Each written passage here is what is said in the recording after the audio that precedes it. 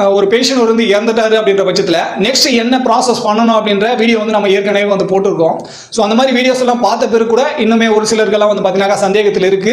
இது இன்க்ளூடிங் யாரெல்லாம் இ-சேவை மையம் வச்சுட்டு இருக்காங்களோ அவங்களுமே இந்த மாதிரி ஒரு சில தவறெல்லாம் பண்ணி ஃபேமிலி பென்ஷன் ஜென்ரேட் பண்ணுறதுக்கான அந்த ப்ராப்ளத்தை வந்து இவங்களே வந்து பார்த்தீங்கன்னா கிரியேட் பண்ணுறாங்க.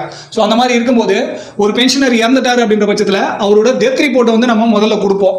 ஸோ இந்த டெத் ரிப்போர்ட் வந்து நம்மளுக்கு எப்போ அவரோட டெத் சர்டிஃபிகேட் கிடைக்குதோ அப்போ வந்து நம்ம டெத் ரிப்போர்ட் வந்து கொடுத்து அதே ப்ராசஸ்லயே வந்து நீங்க ஃபேமிலி பென்ஷன் வந்து ஸ்டார்ட் பண்றதுக்கான ப்ராசஸும் வந்து பண்ணணும். ஸோ ஒரு டைம் வந்து நீங்க டெத் சர்டிஃபிகேட் கொடுத்து அவரோட ஃபேமிலி பென்ஷன் ஸ்டாப் பண்றது வந்து ஒரு ப்ராசஸும், அதுக்கப்புறமா நீங்க ஃபேமிலி பென்ஷன் வந்து ஸ்டார்ட் பண்றதுக்கான அந்த மாதிரி 2 வேலையை வந்து பண்றீங்க. அந்த மாதிரி வந்து பண்ண வேண்டிய அவசியம் வந்து இல்லை. ஒரே சிங்கிள் ப்ராசஸ்லயே டெத் ரிப்போர்ட்டும் கொடுத்துட்டு அதுக்கு அடுத்து யாரு வந்து ஃபேமிலி பென்ஷன் வாங்குறதுக்கான எலிஜிபிலிட்டி இருக்காங்களோ அவங்களோட பெயர் வந்து கண்டிப்பாக அங்கே வந்து காட்டும்.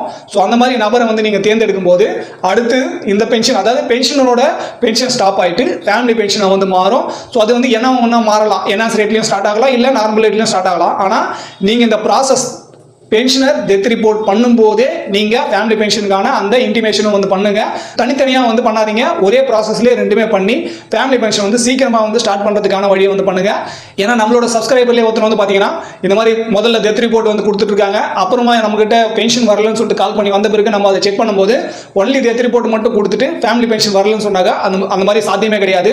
டெத் ரிப்போர்ட்டும் கொடுக்கணும், அதே ப்ராசஸ்லேயே அடுத்து யார் ஃபேமிலி பென்ஷன் வாங்க போறாங்க அப்படின்ற அந்த ப்ராசஸையும் வந்து பண்ணணும். ஸோ இது இன்னுமே வந்து உங்களுக்கு ஈஸியா முடியணும், இந்த ப்ராசஸ் வந்து சீக்கிரமா கம்ப்ளீட் ஆயிட்டு ஃபேமிலி பென்ஷன் ஸ்டார்ட் ஆகணும் அப்படின்னா யாரெல்லாம் பென்ஷனர் வந்து இருக்கீங்களோ நீங்க உங்களோட பென்ஷன் அக்கௌண்ட்டை அடுத்து யார் வந்து பென்ஷன் வாங்க போறாங்களோ ஸ்பௌஸா கூட உங்களோட அக்கௌண்ட்டை ஜாயிண்டா வந்து பண்ணி வச்சுங்க. ஸோ அப்போ வந்து இந்த பென்ஷன் ப்ராசஸ், அதாவது pensioner to family pension process வந்து சீக்கிரமாகவே முடியுது. ஸோ இது தயவு செஞ்சு வந்து பண்ணிக்கோங்க.